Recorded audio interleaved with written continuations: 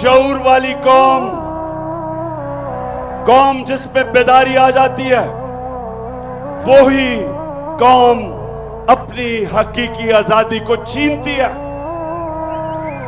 اور وہی قوم جو حقیقی طور پہ آزاد ہوتی ہے، وہی قوم اوپر جاتی ہے، اسی قوم کی پرواز اونچی ہوتی ہے۔ چار چیزیں ہیں جو انسان کو، قوم کو حقیقی طور پہ آزاد کرتی ہے۔ چار چیزیں کہ اللہ نے موقع دیا مجھے دنیا میں سفر کرنے کا، ہر قسم کے ملک میں نے دیکھا، دنیا کے معاشرے میں نے دیکھے، لیکن ایک چیز میں نے دیکھی کہ کبھی بھی کوئی قوم اس کی پرواز اوپر نہیں جا سکتی جب تک وہ غلامی کی زنجیریں نہیں توڑتی۔ اور میری پوری کوشش ہے کہ میں اپنی قوم کو آزاد کروں۔ تو چار قسم کی چیزیں، چار قسم کی غلامیاں، چار چیزیں ہیں جو ہمیں غلام رکھتی ہیں۔ سب سے پہلے یہ یاد رکھیں کہ لا الہ الا اللہ انسان کو آزاد کرتا ہے۔ جب یہ اللہ کے سامنے گجرانوالہ جب یہ دعویٰ کرتے ہیں کہ اللہ تیرے سوا کوئی خدا نہیں، تیرے سوا اللہ میں کسی کے سامنے نہیں جھکوں گا، یہ سب سے پہلا دعویٰ آزادی کا ہے۔ اور میں بار بار اپنے لوگوں کو بتاتا ہوں کہ میرے نبی صلی اللہ علیہ وسلم نے مدینہ کی ریاست میں دنیا کی تاریخ کا سب سے بڑا انقلاب لے کے آئے۔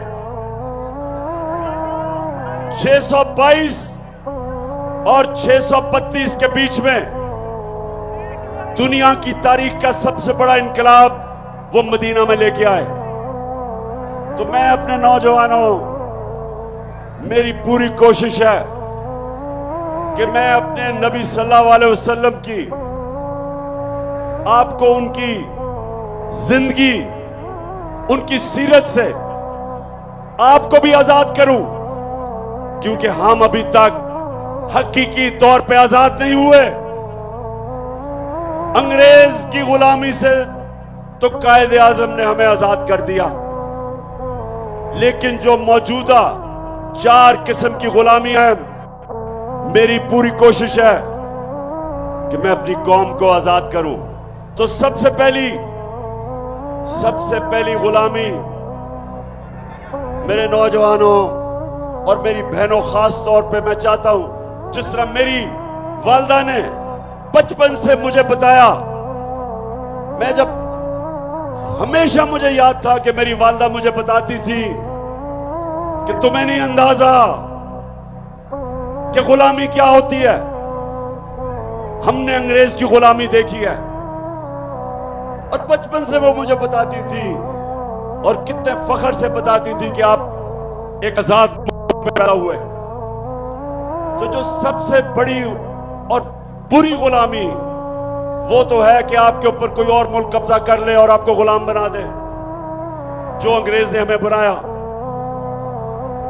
اس سے ہم آزاد ہو گئے۔ لیکن جو دوسری غلامی وہ کیا ہے کہ وہ ایک دوسرا ملک آپ کو فتح کیے بغیر غلام بنا دیتا ہے، وہ آپ کو ریموٹ کنٹرول کرتا ہے۔ کہتے آپ آزاد ہیں لیکن حکم باہر سے سنتے ہیں۔ باہر کے ملکوں کی غلامی کرنی میری نظر میں اتنی بری غلامی ہے جتنا آپ کے اوپر کوئی فتح کر کے آپ کو غلام رکھے۔ دوسری غلامی ہے غربت کی غلامی۔ غربت کی وجہ سے لوگ غلام ہو جاتے ہیں۔ جہالت، اپنے لوگوں کو تعلیم نہ دیں، تھوڑے سے لوگوں کو انگلش میڈیم، अच्छी नौकरियां थोड़े से लोगों की और बाकी अवाम के लिए उर्दू मीडियम, वो पढ़ के भी बेरोजगार, फिर दीनी मदरसे, वो अलहदा तालीम। ये हमारी कोशिश थी कि जो मदीना की रियासत में मेरे नबी सल्लल्लाहु अलैहि वसल्लम ने लोगों को आजाद किया था, उन्होंने पहली फलाही रियासत बनाई थी। उन्होंने रियासत ने जिम्मेदारी ली थी अपने कमजोर तबके की। आज यूरोप जाएं तो यूरोप में आज आपको फलाही रियासत मिलेगी। मुसलमान दुनिया में बहुत कम है, जबकि दुनिया की तारीख में पहली दफा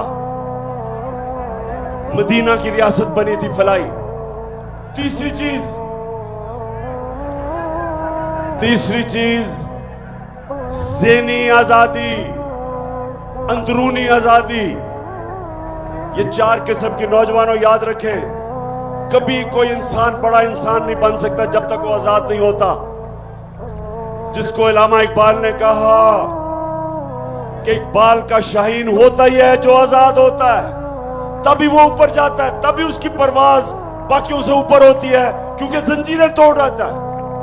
और जंजीरें टूटती हैं ला इलाहा इल्लल्लाह से, वो आजाद करता है इंसान को।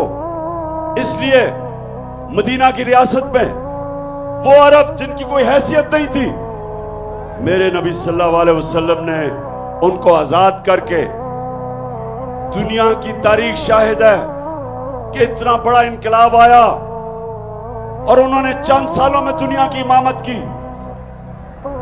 कुरान में अल्लाह कहता है कि मैं कभी किसी कौम की हालत नहीं बदलता जब तक वो कौम खुद अपनी हालत बदलने की कोशिश ना करे। तो अंदरूनी हालत मेरे नबी सल्लल्लाहु अलैहि वसल्लम ने इंसानों को कैसे आजाद किया? उन्होंने सबसे पहले खौफ का बुत तोड़ा। ये खौफ का बुत एक बड़े इंसान को छोटा इंसान बना देता है। आज तक मैं कोई किसी खिलाड़ी को नहीं मिला, मैं 20 साल दुनिया में खेला, जो भी खिलाड़ी ने बड़ा ऊपर गया उसने सबसे पहले अपने खौफ के ऊपर काबू पाया। जो खिलाड़ी हारने से डरता था, जो बैट्समैन गेंद लगने से डरता था, जो बॉलर फेंटा खाने से डरता था, यानी कि जब मार पड़ती थी, वो कभी ऊपर नहीं जाते थे। जो दुनिया में सबसे पहला आदमी जिसने सबसे ऊंचा पहाड़ माउंट एवरेस्ट पे चढ़ा था, उसको पता था कि उससे पहले जिसने भी कोशिश की उस ऊंचे पहाड़ चढ़ने की, या वो मर गया था या वो फेल हो गया था। तो उसने पहले अपना खौफ के ऊपर काबू पाया और फिर उससे सारी दुनिया याद रखेगी कि पहला आदमी सबसे ऊंचे पहाड़ पे गया। तो ये जो आजाद किया मेरे नबी ने, खौफ का बुत तोड़ा ला इलाहा इल्लल्लाह से। वही लोग थे जिनकी हैसियत नहीं थी, उनकी परवाज शुरू हो गई। फिर जो पैसे का बुत है, लालच, हवस, ये भी बहुत बड़ा बुत है। इंसान पैसा बनाते बनाते तबाह हो जाता है। जो पैसा है, सब मेरे नौजवानों आज मेरी बात याद रख लेना, बड़े बड़े मैंने लोगों को देखा कि पैसे के पीछे भाग भाग के अपनी जिंदगियां तबाह की। बड़ा पैसा कईयों ने बना के अपने बच्चों के लिए छोड़ा, उस पैसे ने बच्चों को तबाह कर दिया। पैसे से याद रखें कि कभी पैसे से इस्तेमाल ना हो, पैसे को इस्तेमाल करना सीखे, इस्तेमाल ना हो पैसे से। ये भी बड़ा बुत है।